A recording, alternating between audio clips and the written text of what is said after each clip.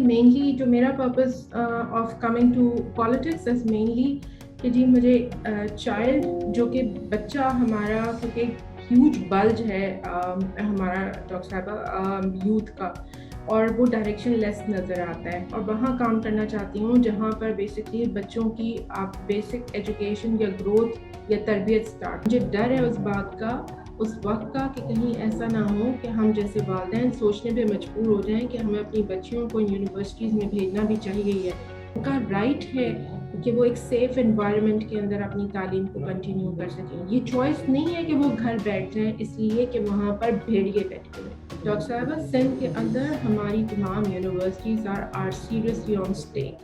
جب خواتین آتی ہیں کسی بھی شعبے میں تو ان کو کوئی نہ کوئی بیریئرز تو فیس کرنے پڑتے ہیں، لیکن آپ اپنی جرنی کو جب دیکھتی ہیں تو آپ نے جس زمانے میں آج سے 25 سال پہلے انجینئرنگ کا انتخاب کرنا، پھر اس میں الیکٹرانکس، پھر آئی ٹی میں ایکسل کرنا، اس وقت آپ کو کچھ بیریئرز ملے اور ان کو آپ نے کیسے ایڈریس کیا؟ obviously جب میں نے اپنی تعلیم شروع کی تھی تو اس وقت تو بیریئرز بہت زیادہ تھے، بیکاز میں بہت ہی ایک آپ کہہ لیں ریلیجیس اینڈ کنزرویٹو فیملی سے میرا تعلق ہے. وہاں پہ خواتین فل نقاب کرتی تھیں، اور بچیوں کی تعلیم جو ہے وہ ایک لمیٹڈ اس تک ہی محدود ہوتی تھی. کو ایجوکیشن کا کوئی کانسیپٹ نہیں تھا، اور اسپیشلی پروفیشنل ایجوکیشن کو کی اجازت ملنا بہت مشکل ہوتا تھا، ناممکن تھا. تو میں نے بیسکلی اس میں اسٹرگل کیا. I could be referred as آپ کہہ سکتے ہیں کہ rebellious child in the family, کہ میں نے بیسکلی اپنی تمام سمجھیں کہ چچاؤں اور تایاؤں میں جو بچے تھے، کزنس میں، اس میں I have taken that step. اپنے والدین کو کنونس کیا، لڑ کے پیار سے منا کے and I took that stand and I went to professional education. تو ایک بیریئر تو میں نے وہاں طے کیا. پھر وہاں سے جب آگے بڑھی تو پھر پروفیشنل لائف کا بیریئر تھا کہ ہم نے تو کبھی سوچا بھی نہیں تھا کہ بچیاں ہماری پروفیشنل ایجوکیشن کرنے کے بعد جو ہے وہ جاب کریں گی. ہاں، اگر آپ ڈاکٹر بن جاتی، کیونکہ وہ ڈاکٹر کو پروفیشنل لائف نہیں سمجھتے، وہ نوبل پروفیشن سمجھا جاتا ہے، اور وچ از رائٹلی سو. تو ان کا کہ نہیں جی اگر آپ ڈاکٹر ہوتی تو الگ بات تھی، لیکن اب اوبیسلی میں انجینئر بن گئی تو میں نے کہا نہیں مجھے تو جاب کرنی ہے، میں نے پڑھا ہے اس لیے. تو پھر میں نے وہ بیریئر جو ہے اگین اپنی اسکلز یوز کرتے ہوئے آف ریبیلیسنس اینڈ کسی طریقے سے آگے بڑھی. لوگ نہیں سمجھیں گے کہ شاید میں اس کو کنزرویٹیولی شیئر کری انفارمیشن کو، لیکن یہ ضرور ہے کہ مجھے پروفیشنل لائف کے اندر سوائے اس کے کہ مجھے گروتھ کی چیلنجز ضرور آئے، لیکن مجھے میرا راستہ نہیں رکا. گروتھ ان اے سینس کہ ہاں کمپیریٹیولی یہ ضرور ہوتا تھا کہ اگر ایک مرد کو اپرچونٹی ملنی چاہیے 3 سال بعد پروموشن کی، تو عورت کو کیا ضرورت ہے؟ یہ تو اس کی سائڈ، یہ تو ایسے ہی جاب کر رہی ہے، شوقیہ کر رہی ہے، اس کی ضرورت نہیں ہے، گاڑی اس کی ضرورت نہیں ہے. the perks and benefits were defined by my gender. تو وہ اس نے مجھے کریئر میں اگر آپ سمجھیں تو میرے ایکولنٹ جو پرسن تھے وہ آج آرگنائزیشنز میں مجھ سے 5 سال پہلے سی لیول پہ پہنچ گئے. مجھے اس سفر کو طے کرنے کے لیے میں 5 سال پیچھے رہ گئی. تو سرٹنلی جو میں آج جس ایج گروپ میں ہوں، مجھ سے اس ایج گروپ میں بہت سارے ایسے لوگ ہیں جو آرگنائزیشن کو لیڈ کر رہے ہیں. میں نے وہ سفر دیر سے اسٹارٹ کیا. تو یہ بیریئرز تو ضرور تھے، لیکن پولیٹیکلی جو آپ بات کریں نا ڈاکٹر صاحبہ، اس کے اندر پولیٹیکل بیریئرز میں آئی تھنک ہماری پارٹیز جو ہیں وہ ایونچولی مجھے ایسے لگتا ہے کہ تھوڑا سا خوف ہے، کمپٹیشن کا خوف ہوتا ہے پولیٹیکل پارٹی کے اندر کہ کمپیٹ شاید جو خواتین ہیں وہ بہت ہی یا تو بالکل گراؤنڈ لیول خواتین آئیں گی جو کہ جیسے پولیٹیکل ڈائنیسٹیز کی بیسس کے اوپر یا پولیٹیکل فیملیز کے بیسس کے اوپر آتی ہیں. وہ صرف آتی ہیں سیٹ فل کرنے کے لیے کیونکہ ان کو خاندان کی سیٹ بھرنی ہوتی ہے. لیکن جو ہم جیسی خواتین آتی ہیں وہ کمپٹنسی کے بیسس کے اوپر آتی ہیں، وہ اپنے ہارڈ ورک کے بیسس کے اوپر آتی ہیں. تو ان کا اسٹرگل ہی بالکل ڈفرینٹ ہوتا ہے. ٹھیک ہے، ہم جتنا کام کر سکتے ہیں نا اور یا کتنا کام کرتے ہیں وہ ہمارا پلس پوائنٹ نہیں مانا جاتا, وہ ہمارا نیگیٹو سائڈ ہوتا ہے, وہ ڈرا بیک ہے ہمارے لیے. کیونکہ ہم جتنا کام کرتے ہیں, جتنا اسٹرگل کریں گے, جتنا آگے بڑھیں گے, اتنا ہی فورس کے ساتھ جو ہے پیچھے کھینچنے کے لیے لوگ موجود ہوں گے, چاہے وہ کامن نان پولیٹیکل لوگ ہوں یا پولیٹیکل لوگ ہوں. تو بیسکلی ہماری اسٹرگل تھوڑی سی ڈفرینٹ ہے. پش اینڈ پل والا جو کانسیپٹ ہے نا, وہ اپلائی کرتا ہے خواتین کے لیے پولیٹیکل سسٹم کے اندر. We still see very less proportion of female sitting at the table, decision making table. ٹھیک ہے, اس کے لیے میں سمجھتی ہوں کہ جتنی زیادہ خواتین آتے چلے جائیں گی اور وہ کوشش کریں گی کہ جی اگر میں بیٹھی ہوں اس ٹیبل پہ, تو اس ٹیبل کے اوپر کسی ایک اور خاتون کو بھی میں لا سکوں, تو this is basically the contribution that we can add on, تاکہ الٹیمیٹلی وہ پروپورشن کو ٹھیک ہونے کی ضرورت ہے. And I can give you an example, بات تھوڑی لمبی ہو جائے گی. کہ آپ آج کل جیسے یونیورسٹیز کا آپ نے کیسز سنا ہوگا سندھ کے اندر, ہراسمنٹ کے جو کیسز میں بار بار یہ بول رہی ہوں کہ جی جو سنڈیکیٹس ہیں اس کو آپ دیکھیں آپ نے کس طرح سے پولیٹیسائز کر دیا ہے. ٹھیک ہے, اس سنڈیکیٹس کی جو سلیکشن ہوتی ہے اس کے اندر خواتین کو آنے ہی نہیں دیا جاتا. میکسیمم 11-12 میں سے آپ ایک یا دو نامینیشنز دیتے ہیں کو آپٹ ممبرس کی صورت میں خواتین کو, اور وہاں پہ اگر کوئی چیز جب ڈیسیجن میکنگ کے لیے آئے گی تو وہ ووٹ آؤٹ ہو جائے گی. اگر میں ایز خاتون بھی کسی چیز کے لیے آواز اٹھانا چاہتی ہوں نا کہ نہیں جی یہ جینوئن کیس ہے, اس کو انویسٹیگیٹ ہونا چاہیے, اور اس میں کوئی میل ممبر ہوگا تو وہ باقی ایڈمنسٹریشن میں جو میل ممبرز ہوں گے اس کو وہ ووٹ آؤٹ کر دیں گے. تو یہ جو کمبینیشن ہے نا, یہ اس لیے امپورٹنٹ ہے کہ اس لیے نہیں کہ میں نے اپنی برادری کو سپورٹ کرنا ہے, میں نے جینڈر سینسٹائزیشن کے بیسس کے اوپر ڈیسیجن میکنگ کرنی ہے. میں نے وہ جو بیسکلی ہم کہتے ہیں نا کہ جو کہ جی عورت دبی ہوئی ہے, دبی ہوئی کی بات نہیں ہے.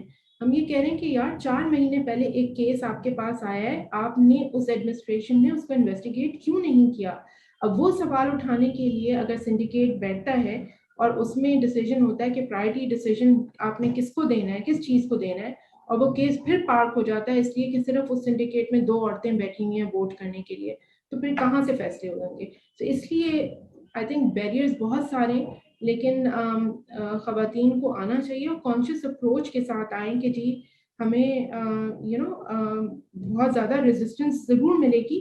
ایک ربر بینڈ کی طرح ہے, کھینچتے چلے جائیں گے آپ, جتنی زور سے کھینچیں گے اتنی زور سے لگے گا, لیکن we have to basically fight with the system, there is no option. صحیح آپ نے کہا, اور پوری آپ نے اپنی جرنی کو ڈسکرائب کیا, جینڈر بیریئرز کی بات کی, سپورٹ کی بھی بات کی, پھر آپ نے پالیٹکس میں جو بیریئرز ہوتے ہیں اس کی بھی بات کی.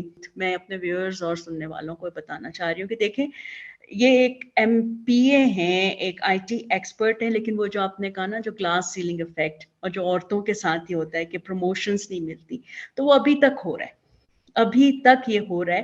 اور اس میں مجھے آپ بتائیے کہ آپ جس جگہ پہ ہیں, ٹھیک ہے کانسٹیچوئنسی نہیں ہے لیکن پوری خواتین ہی آپ کی کانسٹیچوئنسی ہیں, ایکسپیکٹیشنز لیول بہت زیادہ ہو جاتا ہے جب ہم ایک عورت کو دیکھتے ہیں, you got a seat at the table.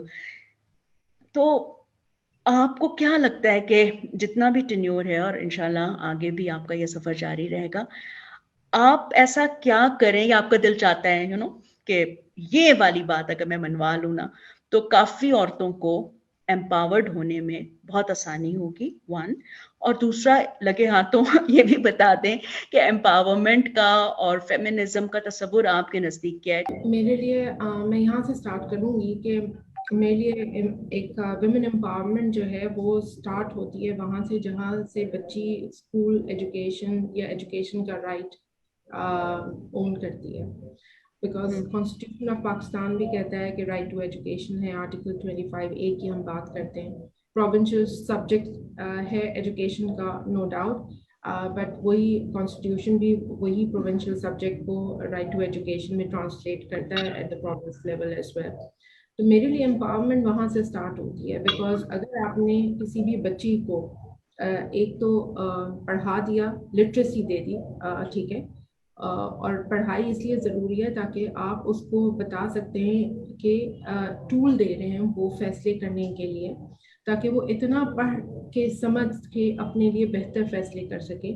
اور وہ لاجیکل آرگیومنٹ جسے کہنا چاہیے نا کہ میرے والدین نے بھی مجھے تعلیم دی تھی, اور میں ایک لاجیکل ڈبیٹ ان کے ساتھ کر سکی کہ میں کیوں میڈیکل نہیں کرنا چاہتی اور میں کیوں انجینئرنگ کرنا چاہتی ہوں, اور میں کیوں بیسکلی جو ہے وہ جاب کو ایز اے پروفیشن لے کے جانا چاہتی ہوں. سو یہ ساری چیزیں جو ہے یہ تبھی آ سکتی ہیں جب میرے پاس لٹریسی ہو, جب میں نے پڑھا ہوا ہو. ضروری نہیں ہے کہ ہر بچی پروفیشنل ایجوکیشن ہی کی طرف جا رہی ہو, لیکن لٹریسی ایک بہت امپورٹنٹ رول پلے کرتی ہے. اور ہمارے پاس جس تناسب سے آبادی ہے, اگر ہم ان بچیوں کو رائٹ ٹو ایجوکیشن نہیں دیں گے تو اس کا مطلب یہ کہ ہم سمجھتے ہیں کہ جی ہم ان کو ڈیسیجن میکنگ کا پروسیس کا پارٹ ہی نہیں بنانا چاہتے. تو اس لیے میرے لیے امپاورمنٹ اسٹارٹ ہی وہاں سے ہوتی ہے جہاں پہ right to education from the basic level age 5 to 16 کی بات ہو رہی ہے. آپ 16 سال کی عمر تک کی بچیوں کو, 5 سے 16 سال کی عمر تک کی بچیوں کا رائٹ ہے, حق ہے کہ ان کو تعلیم ملے. ٹھیک ہے, اگر وہ افورڈ نہیں کر سکتے تو سرکاری نظام میں اسٹیٹ کی رسپانسبلٹی ہے کہ ان کو وہ تعلیم دے, اور پھر اس کے بعد پھر وہ اپنی ڈائریکشن سیٹنگ کر سکتے ہیں کہ وہ اسکل بیسڈ لے کے جانا چاہتے ہیں یا پھر وہ بیسکلی پروفیشنل ایجوکیشن کو فردر کنٹینیو کرنا چاہتے ہیں. تو وہ جو امپاورمنٹ ہے نا میرے لیے وہ یہاں سے اسٹارٹ ہوتی ہے. ٹھیک ہے, اب اگر آپ بات کریں کہ جی لیبل, ڈیفینیٹلی لیبل کر دیتے ہیں, میں تو اس کے ساتھ جینا سیکھ لیا ہے, کوئی فرق نہیں پڑتا. میں دوپٹہ اس لیے نہیں اوڑھتی سر پہ کہ, یا میں حجاب اس لیے نہیں لیتی تھی کہ جی مجھے لوگ لیبل نہ کریں. But yes, for me that's basically my choice, the way I want to basically میرا اپنا ایک پرسونا ہے جس کو میں کیری کرتی ہوں. اب چاہے میں آج بھی کارپوریٹ ورلڈ سے انٹیکٹ ہوں, کیونکہ میں نے MPA ہونے کے بعد بھی اپنی جاب کو چھوڑا نہیں. ہاں یس, میں نے ملٹی نیشنل کی جاب چھوڑ دی, لیکن میں چونکہ اپوزیشن میں تھی, میرے پاس, میں سمجھتی تھی کہ میں اپنا ٹائم اتنا نکال سکتی ہوں کہ عزت کے ساتھ میں اپنے IT پروفیشن کو کنٹینیو کر سکتی ہوں. انڈسٹری سے میں مزید سیکھنا چاہتی ہوں, دور نہیں ہونا چاہتی.